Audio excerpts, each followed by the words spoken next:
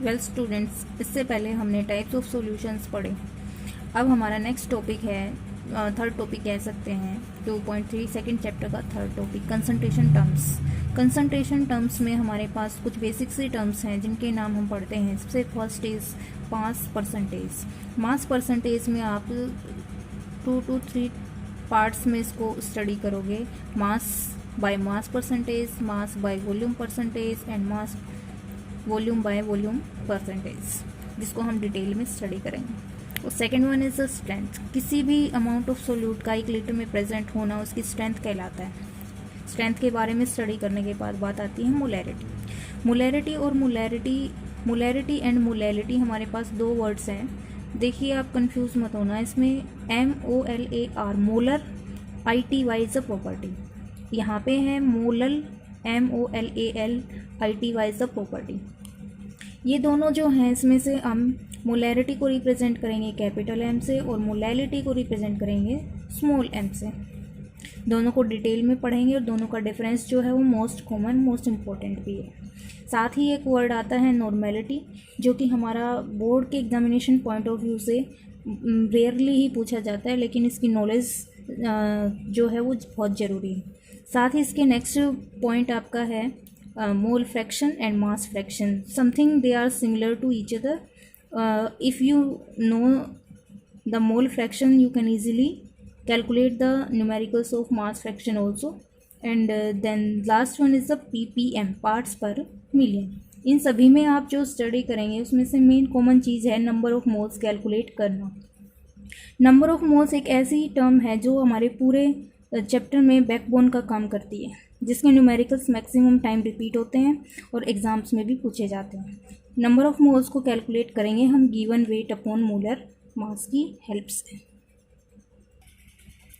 Detail की बात आती है तो हमारी फर्स्ट टर्म है परसेंटेज।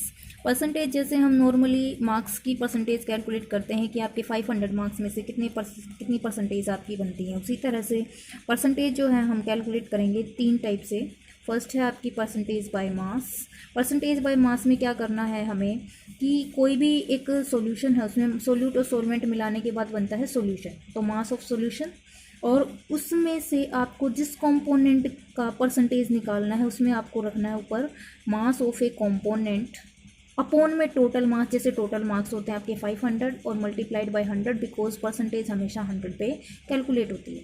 अब मैंने यहाँ पे इसको मास परसेंटेज ही क्यों कहा, क्योंकि सॉल्यूशन, मान लो आपका सॉल्वेंट लिक्विड है लेकिन आपने उसमें सोल्यूट जो ऐड किया वो क्या है, सोल्यूट का मास। इट मीन्स वो सोल्यूट आपका सॉलिड फॉर्म में है। इसी तरह से अगर हम नेक्स्ट इसी की टर्म की बात करें, volume percentage of A component, तो आप कंफ्यूज ना होना। इसमें सिर्फ और सिर्फ एक चीज़ देखिए, वॉल्यूम ऑफ ए कंपोनेंट, इसका मतलब जो सोल्यूट आपने यहाँ पे ऐड किया है और जो सॉल्यूशन बनाया है टोटल, उसमें जो सोल्यूट है वो आपका लिक्विड फॉर्म में है। और सेम उसी तरह से आपको परसेंटेज 100 पे कैलकुलेट करनी है। It means volume of A component divided by total volume of the solution multiplied by 100। In the same way mass by volume percentage कैसे कैलकुलेट करेंगे, मास आपका कंपोनेंट का कौन से कंपोनेंट का जो सोल्यूट आपने सॉल्यूशन में ऐड किया। इट मीन्स यहाँ पे सॉलिड है और सॉल्यूशन क्या है आपका लिक्विड फॉर्म में है, multiplied by 100।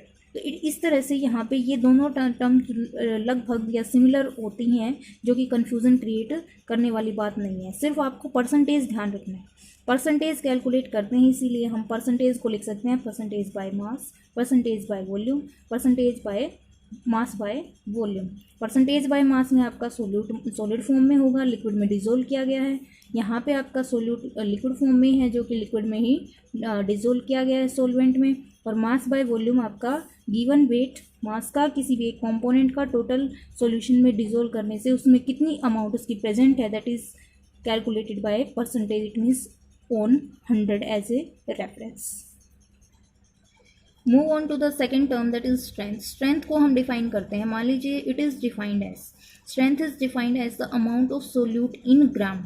It means amount of solute किस में होगा, ग्राम में है, तो मास किसका, सोल्यूट का किस में होना चाहिए, ग्राम में। आप सॉलिड चीज़ लेते हैं तो उसका सोल्यूट का मास किस में आ जाएगा, ग्राम में। Present in 1 litre of the solution, इसका मतलब आपने सोल्यूशन जो है वो स्टैंडर्ड लेना है। क्या लेना है, सॉल्यूशन आपको स्टैंडर्ड लेना कितना, 1 लीटर। इसका मतलब 1 लीटर सॉल्यूशन में जितना अमाउंट ऑफ सोल्यूट आपने डिजोल्व किया है वो इसकी स्ट्रेंथ होगी। मान लीजिए आपका 1 गिलास पानी में आप 4 चम्मच चीनी डाल रहे हैं, तो उससे ज़्यादा डिजोल्व अगर नहीं होती है तो that is the strength of that solution. It means strength of the solution is the mass of solute in grams present in volume of the solution in litre. It means आप standard 1 litre में जैसे जो भी amount of mass solute add करते हैं that is the strength. इस इन्हीं के बेस पे आपको न्यूमेरिकल सोल्व करने हैं, वो आपकी प्रैक्टिस के लिए, जो कि आपकी टर्म्स को बेटर बनाए।